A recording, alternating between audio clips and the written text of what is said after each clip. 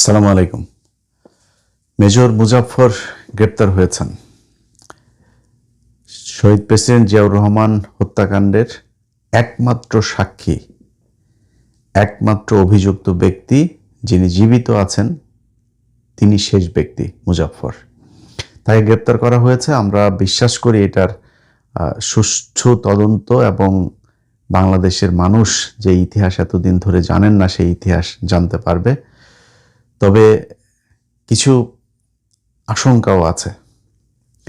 প্রথম কথা হচ্ছে, মেজর মুজাফফর বনানী ডিওএইচএস এর ভেতরে তিনি এতদিন ধরে ছিলেন।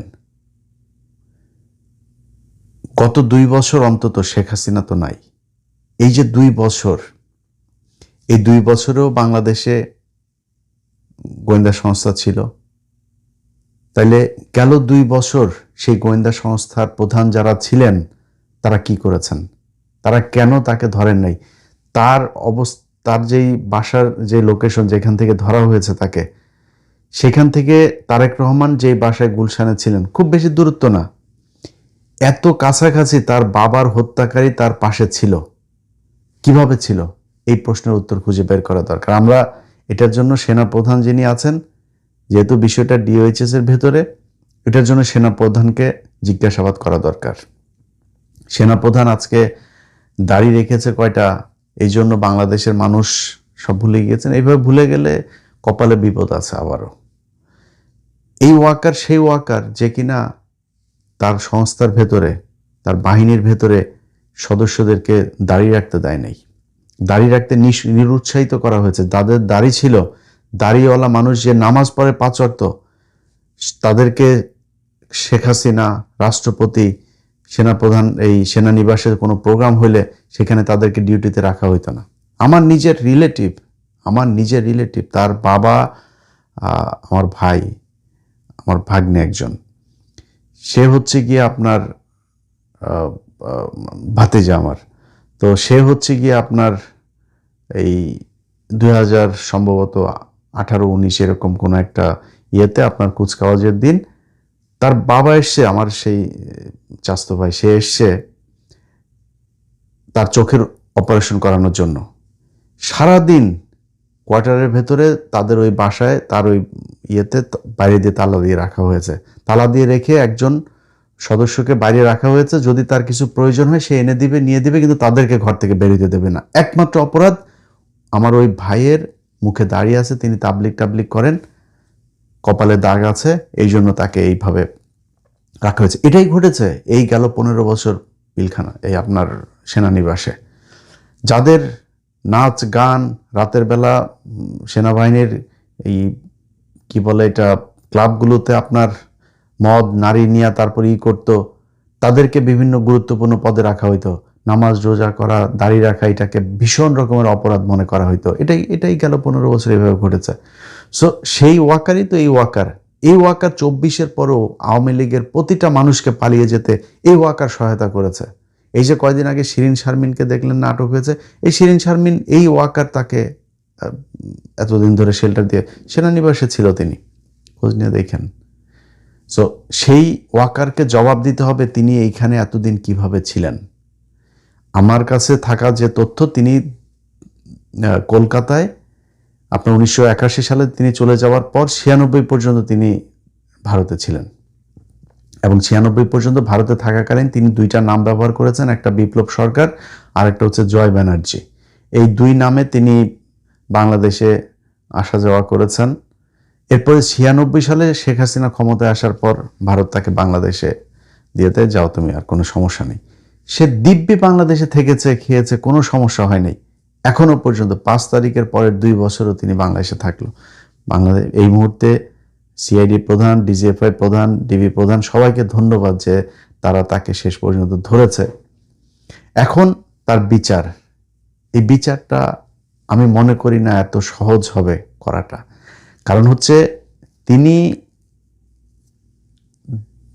এই পিলখানা হত্যাকাণ্ডে আপনার ডক্টর ইউনূসের সময়ে একটা স্বাধীন তদন্ত কমিশন গঠন হইল, সেটা তদন্ত করলো, রিপোর্টটা প্রকাশ করতে দেওয়া হলো না, সেই রিপোর্ট অনুযায়ী কোনো কাজও করতে দেওয়া হয় নাই। কারণ কি? কারণ হচ্ছে ভারত পিলখানা হত্যাকাণ্ডের সাথে জড়িত ছিল। আজকে মুজাফফর যে হত্যাকাণ্ডের কারণে তাকে গ্রেপ্তার করা হয়েছে, সেই জিয়াউর রহমান হত্যাকাণ্ডের সাথে ভারত সরাসরি জড়িত ছিল। এই কারণে তাকে এই বিচার করা এত সহজ হবে না। জেনারেল এরশাদ, তিনি জেনারেল মঞ্জুকে তার সময় খুব তড়িঘড়ি করে তারপর জেনারেল মঞ্জুকে হত্যা করা হলো। কারণ কি? জেনারেল মঞ্জু সবকিছু জানতেন, কিভাবে কি হয়েছে সেটার সাথেও ভারত জড়িত, তার হত্যার সাথেও ভারত জড়িত। অতএব এই ভারত জড়িত থাকার যে জায়গাগুলো, এই জায়গাগুলোকে ফাইন্ড আউট করতে গেলে নানান ধরনের সমস্যা আসবে। এখন আমরা শুনছি যে মুজাফফরকে সম্ভবত তাকে 24 ডিভিশনে পাঠানো হচ্ছে। কারণ 24 পদাতিক ডিভিশনে সে কর্মরত ছিল, এই জন্য তাকে সেখানে নিয়ে তারপরে কোর্ট মার্শাল করতে হবে, সেনা আইনে বিচার হইতে হবে। সেনা আইনে বিচার হইলে কি হবে? তারে আপনি বিদ্রোহের জন্য বিচার করবেন। কিন্তু এটা শুধু একটা বিদ্রোহের ঘটনা না, এটার সাথে বাংলাদেশের অনেক ইতিহাস জড়িত। তাকে রেখে আমি মনে করি যে আপনার একটা স্বাধীন একটা কমিটি তৈরি করা দরকার, যেটা একদম সার্বজনীন একটা কমিটি হবে। এটা করে তারপরে তাকে দিয়ে ইতিহাসের কোন কোন জায়গায় কোন কোন ঘটনার সাথে সে জড়িত, ভারত কিভাবে কেন তাদেরকে দিয়ে জিয়াউর রহমানকে হত্যা করিয়েছিল, এরপরে কি ঘটেছিল, মঞ্জুকে কিভাবে হত্যা করা হলো, কেন হত্যা করা হলো, এরশাদের সাথে এতদিন ভারতের কি কি ডিল ছিল, এরশাদকে দিয়ে কি কি করানো হয়েছে, এই পুরো ইতিহাস তাকে দিয়ে খুঁজে বের করা সম্ভব। যে কারণে এই ঘটনাটা শুধুমাত্র জিয়াউর রহমান হত্যাকাণ্ড কিংবা ওই সেনা বিদ্রোহ হয়েছিল ওই দিন 30শে মে, শুধু এটার মধ্যে সীমাবদ্ধ থাকলে হবে না। এটার জন্য আমি মনে করি তারেক রহমানকে আরো বেশি কি বলবো যে দায়িত্বশীল এবং সতর্কভাবে পদক্ষেপ নিতে হবে। আজকে সকালে দেখলাম যে তারেক রহমান, আমার দেশ পত্রিকা একটা নিউজ করেছে, সেখানে তারা পররাষ্ট্র মন্ত্রণালয়ের একজন ঊর্ধ্বতন কর্মকর্তার উদ্ধৃতি দিয়ে বলেছেন যে তারেক রহমান ভারত সফরে যাচ্ছে না। আমার জন্য আজকের দিনের সবচাইতে সুন্দর, সবচেয়ে খুশির খবর হচ্ছে এইটা। তারেক রহমান যদি ভারতে না যায়, এটা বাংলাদেশের জন্য, তারেক রহমান না বাংলাদেশের জন্য যেই জায়গায় ভারতকে প্রয়োজন আছে তার অল্টারনেটিভ রাস্তা খুঁজে বের করা দরকার এবং ভারতের সাথে সর্বোচ্চ সংকীর্ণতা দেখানো দরকার। তারেক রহমান যাবেন না, এটাও আমার কাছে খুবই সুখবর, এই দেশের জন্য একটা ভালো খবর। তো তারেক রহমান ভারতের সাথে করছে, মুজাফফরকে ধরেছে, 111-এর কুশীলব অনেককে ধরেছে। তার কাছে অনুরোধ থাকবে বিডিআর এর পিলখানার হত্যাকাণ্ডকে কেন্দ্র করে যারা জড়িত ছিল তাদেরকে গ্রেপ্তার করা এবং যে নিরীহ বিডিআর সদস্যরা এখনো পর্যন্ত জেলখানায় আছে, প্রায় 450 মানুষ, তাদেরকে বের করে দেয়া। তাদের একটা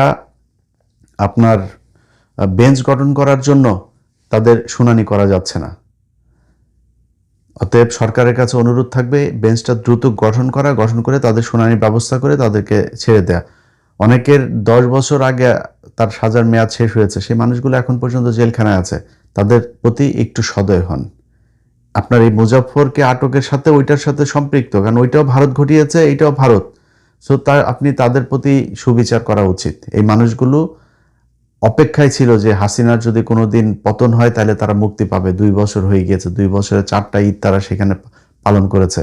তাদের প্রতি কোনো সরকার বিরোধী দল কেউই সদয় হয় নাই, এটা নিয়ে কেউ কথাও বলে নাই, এটা নিয়ে কেউ দাবিও তোলে নাই শক্তভাবে সরকারের কাছে। এখন পর্যন্ত সংসদেও কোনোদিন কেউ এটা নিয়ে কথা বলে নাই। অথচ উচিত ছিল 5 তারিখেই তাদের সবাইকে বের করে দেয়া।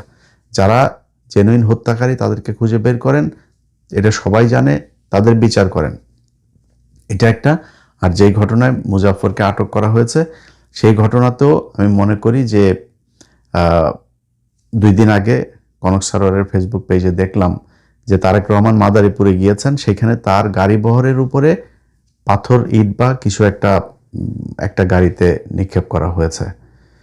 তো যেখানে পাথর বা কোনো কিছু ঢেলা দেওয়া সম্ভব হয়, সেখানে তো গ্রেনেড মারাও সম্ভব।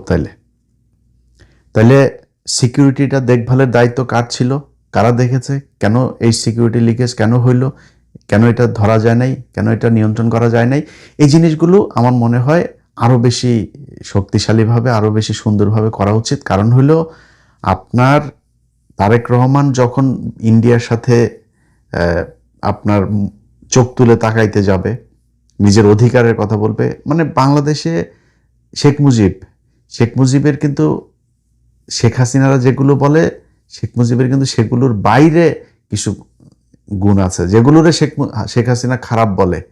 শেখ হাসিনা যেগুলোরে ভালো বলে সেগুলো হলো শেখ মুজিবের খারাপ গুণ। শেখ মুজিবের ভালো গুণ কি ছিল? শেখ মুজিব কোনোদিন পাকিস্তান ভাঙতে চায়নি।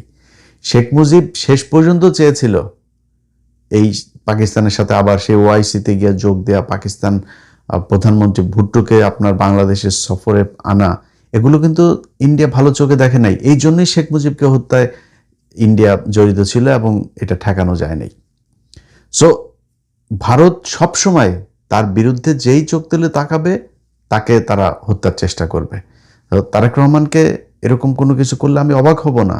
কারণ এখন আমরা বললে আবার অনেকে মনে করতে পারে যে জন্য কিছু বলি না, যে ও হ্যাঁ এখন তারেক রহমানের জন্য এত পীড়িত হয়েছেন। ভাই, তারেক রহমানরে আমি যদি আমারে জিজ্ঞেস করেন, গত এই 2 বছরও বহুবার বলেছে যে তারেক রহমানের কিছু জিনিস আছে, তিনার এই গত 5-7 বছরে তার ব্যাপারে যতটুকু জেনেছি, তিনার কিছু ভালো পরিকল্পনা আছে। এটা আমার ভিডিও বোধহয় যারা 2 বছর দেখেছেন এখনো আছে আমার চ্যানেলে, সেগুলো দেখে নিন, বলেছি আগেও। কিন্তু তার আশপাশের কিছু লোকজন এখন ওই যে জাহেদ মায়েদ এগুলোর এই করা হয়েছে, তো এগুলো আমার কাছে ভালো লাগে না। এবং নির্বাচনের আগে তারা যেভাবে কথা বলেছে সেগুলোর বিরুদ্ধে আমি সরাসরি জামাতের পক্ষে অবস্থান নিয়েছি। তাদের কারণে, এটা আমার সমস্যা না, এটা তাদের সমস্যা। তাদের আমাকে জানানো উচিত যে আমরা এই কারণে করেছি। আমি তাদের কাছে আমার এত মাপ চাওয়ার কিছু নেই, তাদের তেল মারার কিছু নেই। তারপরেও তারেক রহমান এখন প্রধানমন্ত্রী এবং এই নির্বাচনের পরে যে পদক্ষেপগুলো নিচ্ছে, এই পদক্ষেপগুলোর কারণে তারেক রহমানকে আমি সাপোর্ট করি এবং আমি চাই তারেক রহমান সারা জীবন ক্ষমতায় থাকুক, আমার কোনো সমস্যা নাই। এখন এই মুহূর্তে যদি তারেক রহমান মনে করেন জামাত ইসলাম, তারা এত ছাড় দিচ্ছে কেন? তারা ছাড় দিচ্ছে কারণ তারা জানে যে এই মুহূর্তে যদি নাকি আমরা বিএনপিকে আওয়ামী লীগের সাথে মিশতে দেই তাহলে এই দেশটা আবার সেই ইন্ডিয়ার পেটে যাবে। সো তার চেয়ে বেটার আমরা বিরোধী দল থাকি, তারেক রহমান ক্ষমতায় থাকুক। এই জন্য তারা ছাড় দিচ্ছে। অনেক কিছুতেই বিরোধী দলের যেই রিয়্যাক্ট করা দরকার যেভাবে, তারা সেটা করে না। সো আমার যেটা সেটা হচ্ছে যে তারেক রহমান এই মুহূর্তে যদি তার কোনো একটা ক্ষতি হয়, সেই ক্ষেত্রে দেশের ভেতরে কিন্তু বিশাল একটা বিশৃঙ্খলা তৈরি হবে এবং সেই বিশৃঙ্খলা আসলে ঠেকিয়ে রাখা সম্ভব হবে কিনা আমি জানি না। এখন তো সবাই বিএনপি হয়ে গিয়েছে, পুলিশের ভেতরে সবাই বিএনপি, আর্মির ভেতরে ওয়াকার নিজেও এখন বিএনপি। রাষ্ট্রপতি গতকালকে কি বলেছে দেখেন, শেখ হাসিনার এই দমন পীড়ন নির্যাতনের বহিঃপ্রকাশ আপনার জুলাই বিপ্লব। রাষ্ট্রপতি এখন এই কথা বলে, এই বদমাইশের বাচ্চা। সবাই এখন বিএনপি, খালি আমরা হইলাম গিয়া বিএনপি বিরোধী হয়েছি। যাই হোক, তো এই রাতারাতি কিন্তু পরিস্থিতি চেঞ্জ হয়ে যাবে। তারেক রহমানের যদি কিছু একটা হয় সেখান থেকে দেশকে, এবং এইবার যদি ইন্ডিয়া আপনার কোনোভাবে নিয়ন্ত্রণ নিতে পারে, সেই নিয়ন্ত্রণ কিন্তু আপনার 2-4 কোটি মানুষে মেরে হলেও তারা সেখানে সেই নিয়ন্ত্রণ ধরে রাখবে। যে কারণে আমরা মনে করি তারেক রহমান এই বিচারগুলো করতে যাচ্ছে, আমরা এটার সমর্থন জানাই, সাধুবাদ জানাই। আমাদের পক্ষ থেকে কিছু করণীয় থাকলে সেটা করতেও চাই, সব দিক থেকে সমর্থন দিতে চাই। কিন্তু করতে হইলে শক্ত হয়ে, মাজা কোমর শক্ত করে তারপরে করতে হবে। নিজের নিরাপত্তা দেখতে হবে এবং ভারতের সাথে আমাদের এই পর্যন্ত 1971 সালের আগ থেকে এই পর্যন্ত কি কি ঘটনা, কিভাবে এই যে মেজর মুজাফর, সে নিজে আপনার ছিল, আপনার রক্ষী বাহিনীর সদস্য ছিল, সে রক্ষী বাহিনীর প্রথম কমিশন পাওয়া অফিসার, সে রয়ের সদস্য ছিল। সো এই মেজর জেনারেল মঞ্জুরকে কেন হত্যা করা হইলো, এর সাথে কি কি ছিল, সব বিষয়গুলো একদম 71 থেকে এই পর্যন্ত সব জিনিসগুলো আমার মনে হয় এই জাতির সামনে তুলে ধরা উচিত। সো সেটা আমার বিশ্বাস যে তার বিচার প্রক্রিয়াটার মধ্য দিয়ে এই জাতি সেই ঘটনাগুলো জানবে এবং ভারতের মুখোশ আরও একবার তারেক রহমান এই জাতির সামনে প্রকাশ করবে। আল্লাহ হাফেজ।